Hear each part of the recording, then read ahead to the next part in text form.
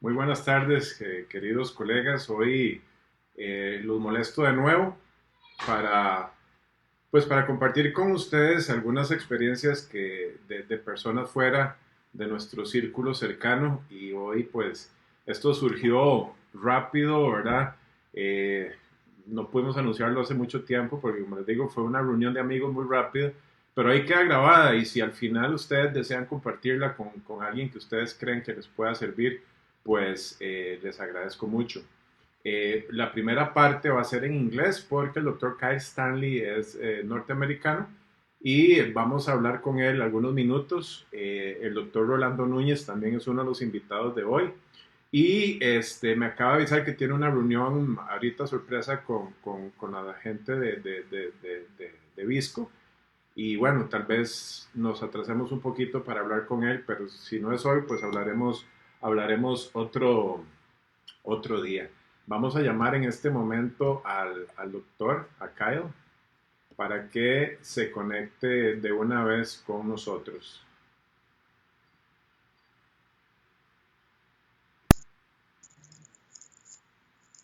Hello, Kyle. How are you Hey, doing? how you doing? Fine, thank you. Thank you so much for your time. I was uh, just making a little intro about our activity today. And Yeah. first of all, I'm pretty honored to have you here to steal a little bit of your family time today, because we should know that we are now one family around the world. So any Right. help that we can share besides the dentistry is going to be very very helpful. And to be sincere, you are one of the guys that I listen the most because first of all, from your academic background, you are impressive. As Thank I you. know, you are considered one of the 10 young educators, so that's pretty amazing. You are Thank one you. of the lucky. It's not luck; it's you earn it, but you had the opportunity to work with Pascal Magnier, Yeah. shoulder by shoulder, and that's kind of a fantasy for most of the dental community around the world. And as I said in my last webinar, 99% of the time I meet a guy like you that are really working in high leagues and with great people. Uh, the humbleness is amazing. And that's something I have to tell you face to face that I admire you a lot, and also I also recognize that you're a family guy like me, and you Yeah. love our family, and you have one of the uh, best looking babies around Instagram, and it's your son. Thank you. uh, Well, thank you for the thank you. very kind words. It really means a lot to me. Thanks. Thank you, Kyle.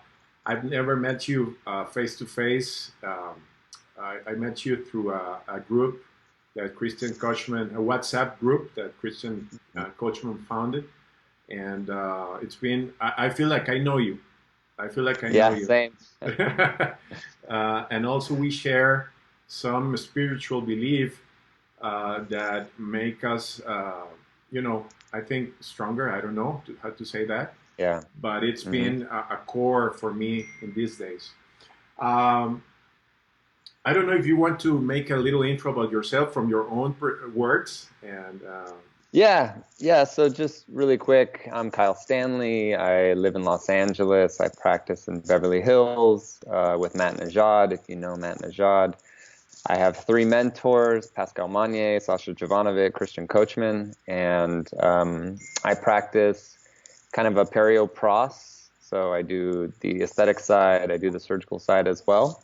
Um, my dream would be to be like someone like Iñaki Gambarina doing, or, Marcus Blatz, someone like that. So that's maybe my goal, combining my mentors, right? Combining the surgical side and the restorative side and the digital side, let's say. And yeah, that's me. I lecture, I do private practice, and I also have an artificial intelligence company in dentistry and kind of do that side of the business. right, right, right. That's me in a And, nutshell. and my assistant was part of this project. Remember, Vanessa? Oh, yeah, She yeah, right. yeah, yeah. hmm Yeah.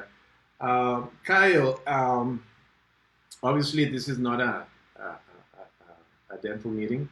Yeah. I want to hear, well, people like me who work in Latin America, we usually think that being a U.S. dentist is easy, or that the life it's like Disney World life.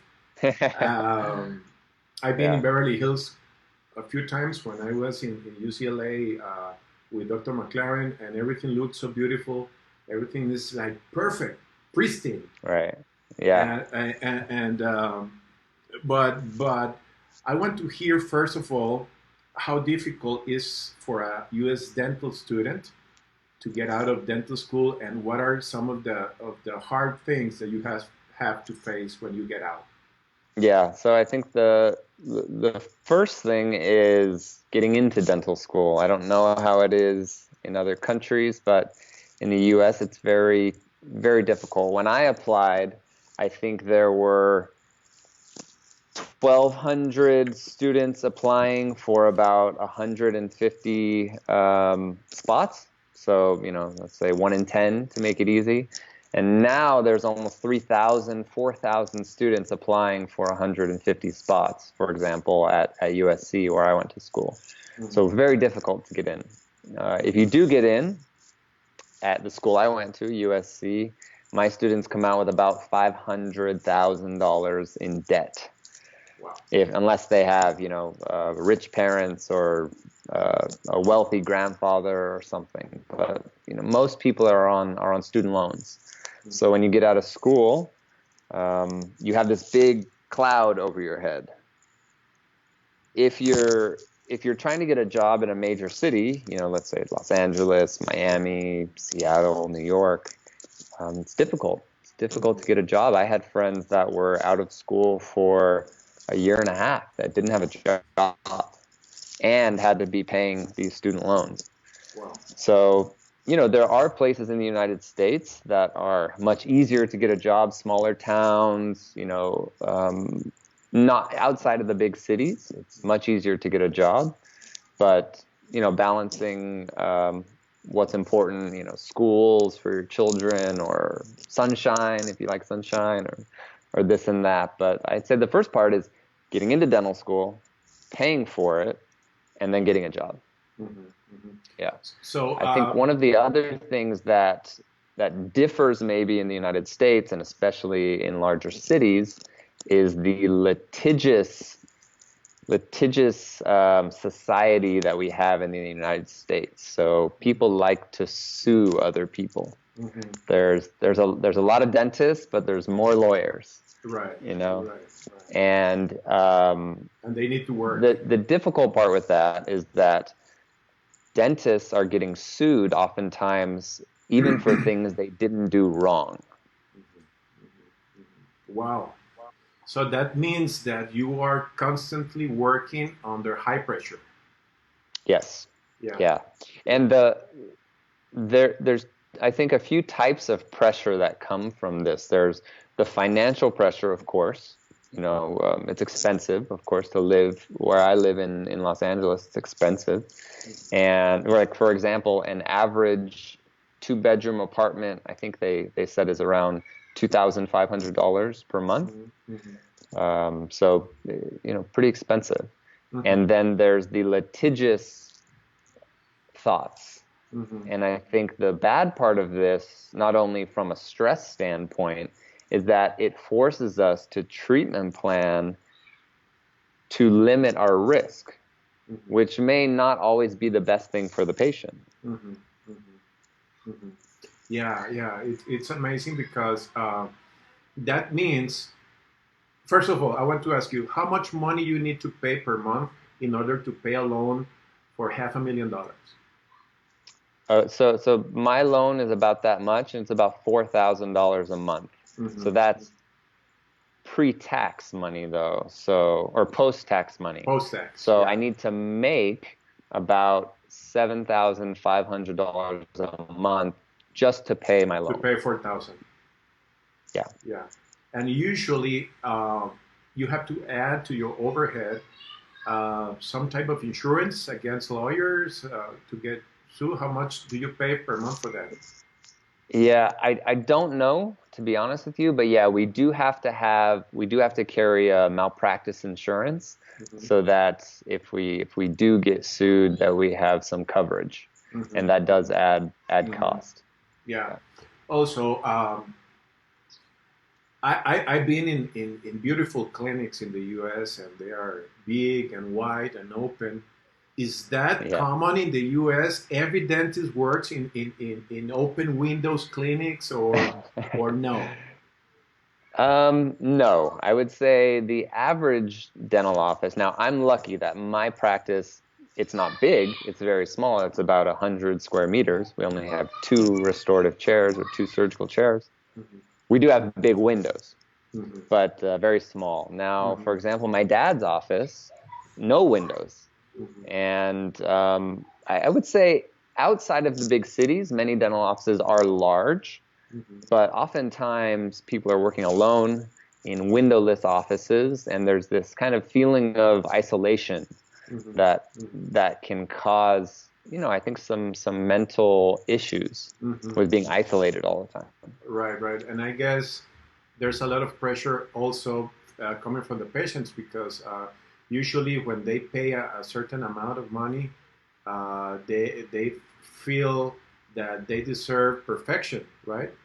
Yeah, And yeah, mhm, especially yeah, if you're definitely. like Kyle Stanley, yeah, you know that. That's when you have a big name. There's a lot of pressure in your shoulders also. Yeah, that's definitely true. I think anytime you pay a lot of money for anything, whether it's, a watch or a car or a sofa or clothes, you expect to get a lot out of it. And you expect it to be well made, nice, long lasting. But I think when it's connected to someone's body, there's a whole different amount of pressure there. There's a Hmm. whole different feeling that a patient has that what you do has to be perfect. Hmm. And that's what's difficult about where we work. We work in such an unpredictable space. Although we try to be science based and we follow research and we follow gold standards, we know that I always say there's three things. You have what the doctor does, you have what the patient does, and then you have biology and function together. So I could do everything right, my patient could do everything right, but biology and physics don't agree. Or Hmm.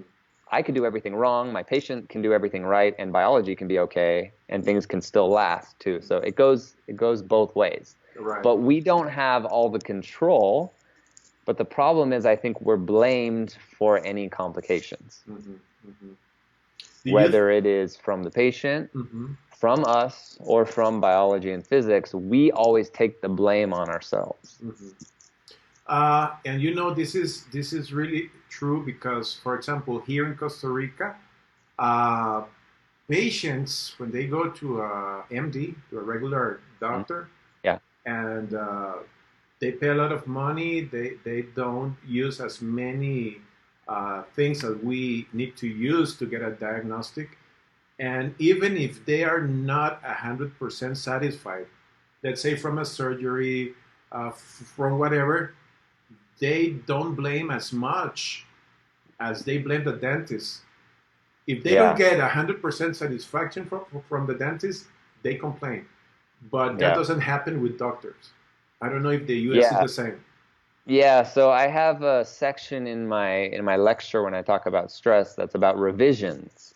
And Mm-hmm. when I show revisions, you see doctors or dentists kind of looking around like, what is a revision? And it's a term that's used in medicine that we don't use in dentistry. And the example that I always give is, if I get in a car accident and I break my ankle and I get a surgery done on my ankle, and afterwards I still limp, I don't sue the doctor or go back to the doctor and say, you have to do it again. But in dentistry, if we do something and the bite still limps or the aesthetics still limps, let's say, it's automatically thought that it's the dentist's fault. And in medicine, if I get that ankle surgery and I have to go back and do it again, I pay for it again. But Mm-hmm. in dentistry, it's expected that, well, the doctor pays for that. And I think a lot of that comes from the pressure of not getting sued. Mm-hmm. I would rather do it, pay for it, get it done so that I don't have the pressure of thinking about being sued. Mm-hmm. Well, thank you so much for these things, because one of my objectives from this little meeting is making all the dentists that are paying attention today, or if they reproduce this video later, I want them to feel that we are a group, that we are facing the same difficulties. It doesn't matter if you're working in the US, in Costa Rica, in Panama, in Brazil, because in Brazil it's the same thing. I've talked to Brazilian doctors, and the pressure, especially in big cities, is huge. Yeah. Go ahead. Speaking of Brazil, sorry to interrupt. I was supposed to speak at the Academy of Osseointegration last month, but it got canceled. And I was speaking about stress in dentistry, what I call the dark side of dentistry, something that no one ever talks about. So I'm glad that you're talking about it as well. Yeah. And I had a friend reach out to me from Brazil, and he said, Kyle, I don't know if you know, but my dad actually committed suicide, and he was a dentist. And he told me all the story. And what I didn't know is he was like very famous implantologist in Brazil. Wow. He was one of the founding doctors of my residency that I went to, treated celebrities and had one of the top offices. And on Father's Day, he committed suicide. Wow. And the story is the same as any story that I hear of dentists committing suicide. They are obsessed with work. They think that their work is their purpose, which I think we need to talk about that a little bit, I'll go more into that. Please go ahead. They're workaholics. They're obsessed with what we do. And, we're under financial pressures. We're under pressures from patients. We get complications that make us feel bad about ourselves. Mm-hmm. And when my friend shared this with me, and I'm so thankful that he has allowed me to share the story of his father, because he wants to help other people. Mm-hmm. It really made me sad. Mm-hmm. Mm-hmm. Because he's a good friend of mine, and I didn't know he went through this. Mm-hmm. Mm-hmm. And what I find so often with this is that, and I was like this too before I went through a difficult time, was I thought dentistry was my purpose in life. And what I realized is that my purpose in life is to be a father, to be a husband, to help other people. Mm-hmm. Mm-hmm. Dentistry is my profession, and I'm passionate about it, and I love it. Mm-hmm. But we need to be able to separate this, because we all have complications. We all have difficulties, cases that don't work, patients that are unhappy, patients that are happy. We all have this everywhere around the world, whether you're in Beverly Hills or you're in the middle of nowhere. Mm-hmm. And so if we think that our purpose is dentistry and then we have complications, we get down on ourselves personally, and we go through depression and anxiety and maybe suicidal thoughts. Yeah. So when I learned how to separate this, it was much easier. I learned, okay, this is my purpose. My family is my purpose. But I love dentistry, and it's my profession. But if I mess up, I'm human. If I have a patient, I'm human. And how was the learning curve for you to get to that state? Because it's not easy. Because I'm going to tell you my side of the story. We need to charge a certain amount of money for our work. And if you don't turn into a workaholic, even if you have a humble lifestyle like me, you need to be almost a workaholic. Yeah. And for example, when my first kid was born, I decided to trust God and my wife, she's a prosthodontist. We both decided that she must stay with the kid for maybe 5 years, and so it's been Yeah. quite difficult. So you turn into Yeah. workaholic. So it's really confusing. How can I steal time from a day and not consider dentistry my whole purpose? No, Yeah. it's a pressure that I have personally. Yeah. I don't know if I have the answer. I think for me, I had to hit rock bottom in order to realize this. And I was there about 3 years ago. I almost quit our profession. And, I was speaking at the biggest meetings, publishing articles with, my mentors and et cetera, et cetera. And I almost quit Mm-hmm. because I couldn't handle the pressure and the stress, and I wasn't able to come home and give my family what they needed. Yeah, When I because came you were home, I was burnout. stressing out. Yeah, I was stressed out about the patients at work or, all the other stresses that we talked about. So I had to realize that money is not my goal, that, being there is my goal, being there for my family is my goal. Mm-hmm. And, if we have to, like you said, live more humbly, then we do. We should, And yeah. so what I did is I started cutting a day off, right? I started working one less day, which of course is difficult financially. But when I did that, I felt so much better that what it allowed me to do is do more in the days that I was working and be more productive and even make more money Wow, wow. because I was more present when I was at work. I was more present when I was at home, and I could separate those.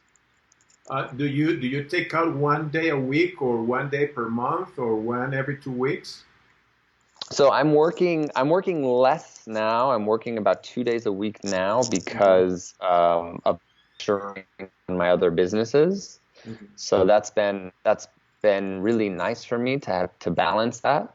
Mm-hmm. When I'm working clinically, I'm very, very focused on clinical dentistry. And when I'm not thinking about clinical dentistry. Right, right. I'm thinking about lecturing or I'm thinking about my other businesses. So that just kind of worked out at the same time for me. Mm-hmm. But yeah, at the beginning, I was working 5 or 6 days a week and, leaving at like 7 a.m., getting home at 7:30 p.m. Mm-hmm. And that's what I thought I had to do. Yeah, exactly. And your kid was already asleep, I guess. Yeah. Yeah. You mentioned when you were telling your Brazilian friend's story that you want to get deep into a subject. I don't remember what was it. Oh If yeah, we it can was it was revisit. separating Hmm. separating your purpose from your profession. That's right. And, That's right. and yeah, and that's the thing I think that we need to think about. I always give the example that when you're at a party and someone says, "Oh, what do you do?" We always lead with our profession. Hmm. And I think we should lead with our purpose. We should Hmm. say, oh, I'm a father, I'm a husband, but I happen to do dentistry for my Hmm. profession. Hmm. Hmm. And really specify what that is. And it may sound weird to even say something like that, but when you get that ingrained into your self-worth, it it stays there, I think. Hmm. Hmm. So I think one of the secrets in our profession is to really take any egocentric feeling and throw it to the garbage. Yeah. And Yeah. you have a term in your lecture that really killed my mind. Uh, ego dentistry or egodontics. It's Hmm. dentistry based on your ego, right? Yeah. Yeah. I didn't say that, so I don't know where you got that, but I do like that. So I don't give think me credit for that. okay. I think I read it in your Maybe lecture. it's I from think something else. right, right. Yeah, yeah, that happens to us, and I had to learn this, I think, the hard way. Mhm. Christian Coachman told me a few years ago, about 3 years ago, actually. He said you got to be careful with your ego. I've been there, and when you're lecturing, people tell you you're doing great all the Mhm. time, and when you go home, you're just a normal person. Yeah, yeah. You're not who the people think you are when you're speaking. Right, right, right, right. And that ego, I think, comes the fact that you don't have complications. And really, we're all human. We have complications, no matter who you are. So, yeah, taking your ego out is difficult, especially if you're doing good work and if you're trying to do the best you possibly can. And I think how you and I were trained is like, rubber dam, guided surgery, the absolute highest level we can do. So we think we're pretty good, but we can still think we're good and have good self-worth, but know that there are going to be problems, there are going to be mistakes, and communicating that with your patients, I think, is so important, because in my first, let's say, 7 years practicing, I tried to get patients to do treatment that I really felt good about. We're going to do this implant, we're going to do these veneers, it's going to be great. And now I think after we're practicing for 10 years, I've become more realistic, trying to save more teeth as much as possible, trying to do the least amount of dentistry possible. So I got this great quote from one of our friends from the WhatsApp group, Mark Baus from South Africa. And he says he tries to do the least amount of dentistry with the greatest, what is the quote? Least amount of dentistry with the greatest result. And I really love that. No matter what sector of dentistry you work in, this should really be what we're trying to do. The least amount of dentistry with the best result. And like he says, the least amount of dentistry with the best result, on certain patients, that could be nothing, right? A cleaning. But on certain patients, that could be a full mouth rehab. Right. That could be orthodontic surgery. So it's not about the amount of dentistry. It's just doing as little as possible while getting the best result for your patient. It's funny because 2 days ago, I asked my Facebook friends, where should I go and to buy a new mattress for my bed? And I got a lot of suggestions, and I called one guy, and he was so worried about my situation. He acted like a doctor. He made a whole clinical history of my bed. And yeah, really, for sure. And he diagnosed what was wrong with my mattress. And he's going to repair my mattress. He sells mattress, but he said, no, for your size, because I'm kind of a big guy, for your size, for your weight, for stuff, this is what we should do. I am going to pick your mattress. I'm going to fix it. I'm going to adapt your mattress to your condition. And it was like, plum, plum, plum, plum. Yeah. Because everybody was trying to sell me $2,000 mattress. And he decided to go for a $300 repair.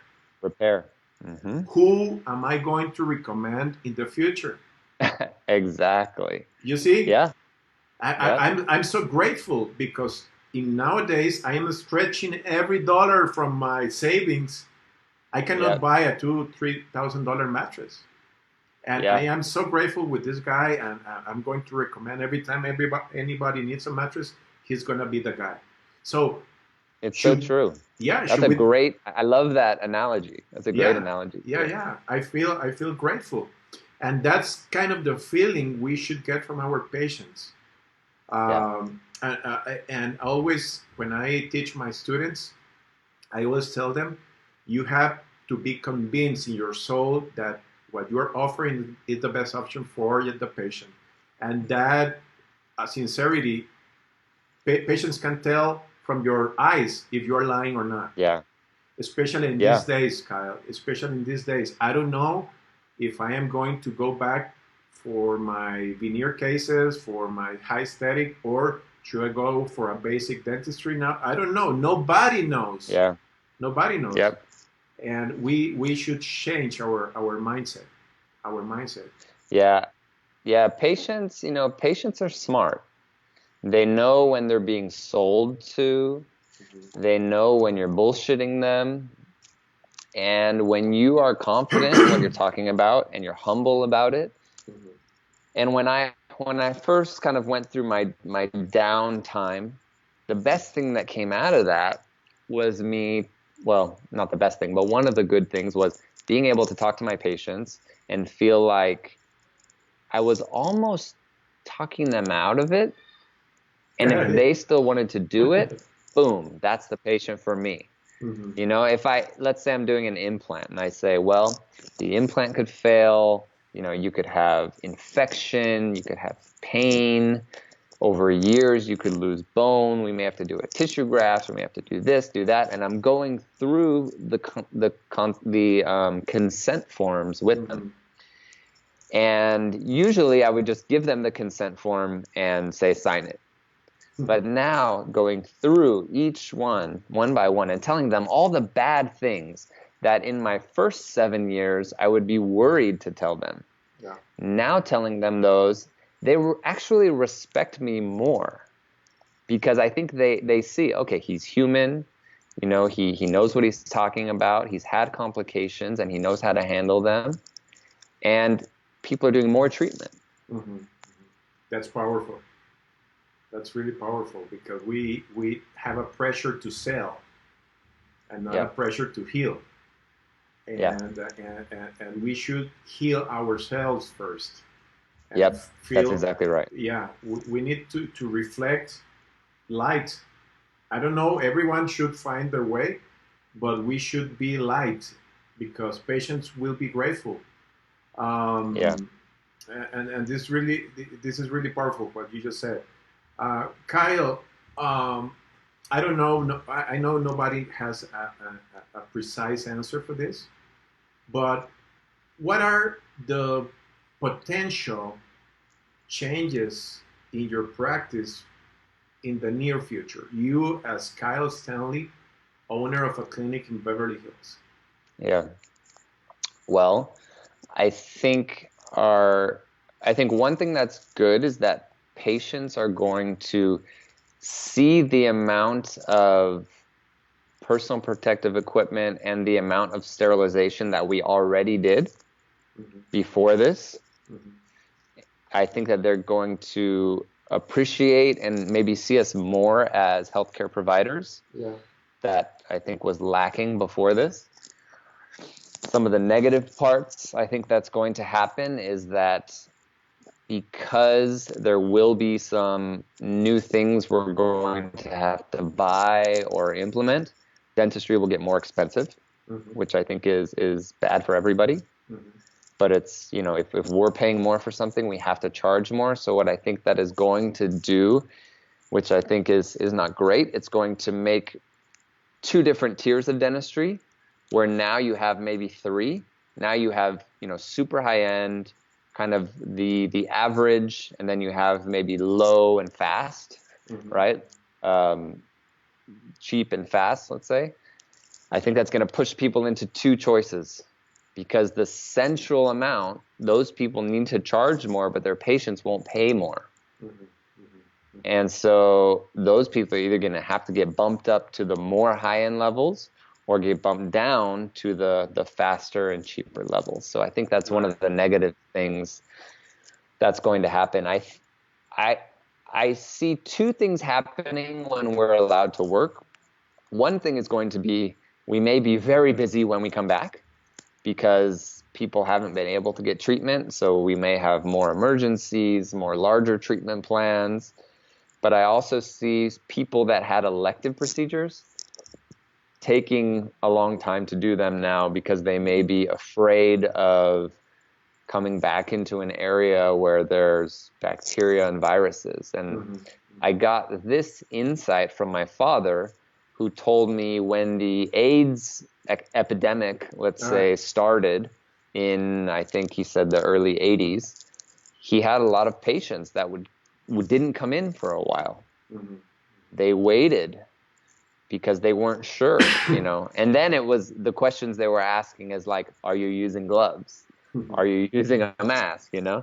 And now they may be asking, I don't know, crazy questions. Are you using some weird vacuum, or what kind of mask are you using, or what are you doing to your chairs? How are you disinfecting? So it's a little unknown, but those are some of my ideas of how things may change for sacrifice, Yeah, a good lot or of bad. right. People right now are thinking that this is the end of the world, and I think it's just a reset. A reset. Usually, after a Okay. reset, things improve, Yeah. and that's something I want to believe in my heart. First, yeah, we need to pay more attention to our protocols. Yeah. Something that we didn't, we were not paying attention because let's remember, AIDS or hepatitis or this type of diseases are really contagious and dangerous, and we were Yeah. living with them every day, every day. So Yeah. we are going to improve our quality. I think corporate dentistry is going to have a growth because they can Hmm. have less costs, and that Yeah. this is Buying some power. yeah, buying power. The only thing I ask my colleagues if they want to go into corporate is to at least ask for respect for them, and Yeah. because we deserve it. We are health professionals, and we do not deserve to get a really low salary and stuff. That's what I think. But corporate Yeah. dentistry, it's a reality all around. It Um, is, and there's a patient base for it. There's mhm. patients that want, inexpensive, faster Yeah, kind of yeah, treatment, and they're more concerned with right now than long term. And so right. there's a reason why it exists because it's supply and demand. Yeah, yeah, it's supply and demand. Uh, I just got a question from a very good friend of mine. I was in school with them, Leonard. He was asking about how did you deal with the burnout syndrome, whatever that means. Yeah, that was me having my low point a few years ago. I had a hard time because I couldn't talk to very many people. I think this is one thing, and I'm glad this question got brought up, is that there's talking about depression or anxiety or stress is a taboo subject around the world in every culture. We're perceived as being weak if we say we have anxiety or we're depressed or we're stressed. And the other thing I think that makes it difficult, especially for dentists, is that many people don't understand what we go through. So unless you're talking to another dentist, they don't get it. And I had this happen with friends and even my wife. And my wife is, such a great person, but she just didn't understand what I was going through because she hadn't been there. Mm-hmm. But when I talk to my father, who's a dentist, or I talk to my brother, who's a dentist, they immediately get it. Mm-hmm. And so I think that's why it's so important that we have forums like this where we can talk openly about this and just bring the topic up so that it makes it easier for some of our colleagues to talk about it with their other colleagues. Mm-hmm. So my advice is that if you're a dentist going through a hard time, the first thing you should do is reach out to another dentist. And they can reach out to me, they could reach out to you or someone that they may know better. But reaching out to another dentist really helped me. Because when I talk to my friends that are, a lawyer or work at another different type of office or something, they would say things like, well, you're a doctor, you're respected, you've got a great family. What do you have to worry about? Your life's not stressful. But then when I talk to a dentist, they go, oh my gosh, these patients and the complications and the overhead and the stress, and they get it immediately. Mm-hmm. And you say So that was that. how I dealt with it, was by talking about it Mm-hmm. to other dentists and also looking into why I had the stress. And that was how I came up with this lecture topic and Mm-hmm. started talking about it, was Mm-hmm. because I looked into research. Mm-hmm. Mm-hmm. Yeah, you And it say made that in me your feel like I lecture. wasn't Yeah. alone. Mm-hmm. Mm-hmm. I wasn't alone. Because everybody consider us, as you say, the best jobs in America. Yeah, and yeah. when you read that, and then you remember that you have to go back home and nobody's going to clap. Uh, Right. you just have to Yeah. go and help your wife with the kids. She is Take out the trash. Yeah. Yeah, yeah, yeah. Yeah. So you crush against a wall, and you Yeah. lose the perspective, which is the real life. Because being clapped, you feel really good, and then you go Of back course. and you have to pick up the trash. So Yeah. that's why I think many people uh, leans toward the lecturer life and the glamorous Yeah. life. But Right. as I said a couple of days ago, being in the airport, it's not nice anymore. Yeah. I have to tell you something. I went to a country and nobody picked me up in the airport. Uh-huh. The same people that was going to clap one day later, they didn't even pick me up at the airport, and it was a dangerous area. So, Yeah. I mean, it's hard. Uh, Yeah. uh, Believe me, I'm so grateful that you took time.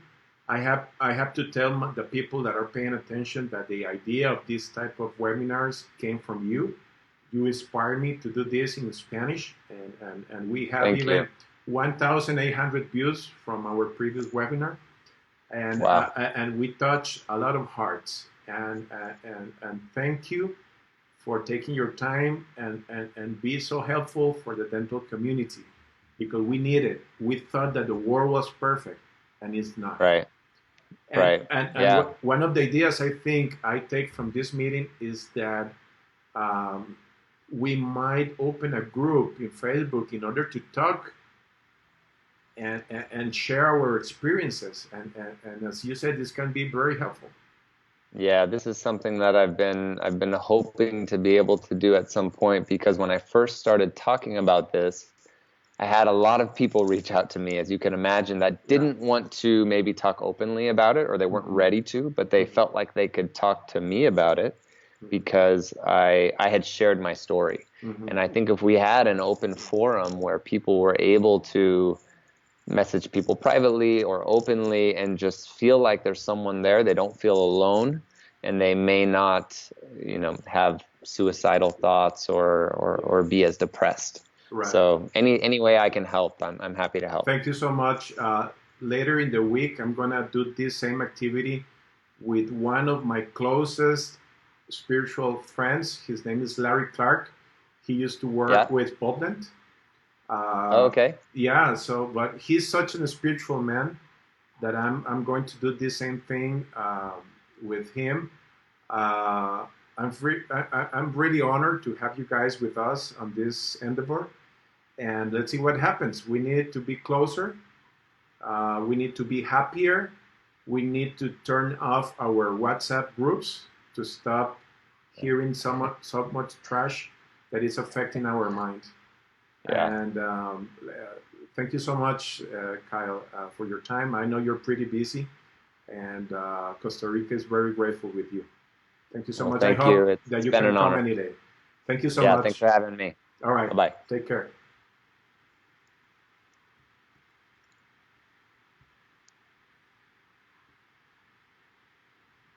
Bueno, doctores, ha sido un placer. La otra semana vamos a hacer otro meeting. Yo les quiero avisar. Pues no tuve mucho tiempo para avisarles, pero si pueden compartirlo y si ustedes creen que se puede bendecir a más gente, compartan este en vivo. Y de nuevo, hay una excelente idea que se está gestando entre todas las personas que estamos compartiendo este sentimiento y podemos hacer un grupo de apoyo porque de verdad nosotros llevamos muchas cosas a cuestas y tal vez por orgullo y por otras cosas un poco superficiales no las compartimos y como ustedes están viendo alrededor del mundo es la misma historia. No nos sintamos solos, no nos sintamos débiles, todos estamos pasando por lo mismo. Así que bueno, nos vemos la otra semana. Yo les quiero de avisar con más tiempo y vamos a tener a Larry Clark con nosotros, un gran amigo y lo van a disfrutar mucho. Un gran abrazo y que Dios los bendiga. Me voy con mis hijos.